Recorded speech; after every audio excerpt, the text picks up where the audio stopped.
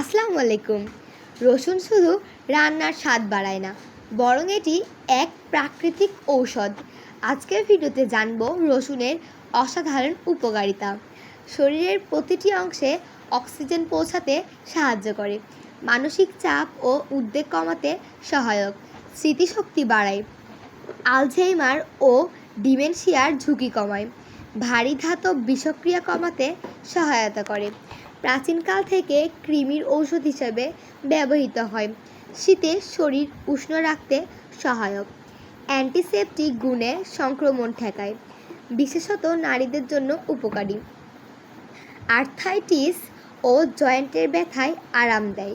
খেলোয়াড়রা অনেক সময় রসুনকে প্রাকৃতিক এনার্জি বুস্টার হিসেবে ব্যবহার করে।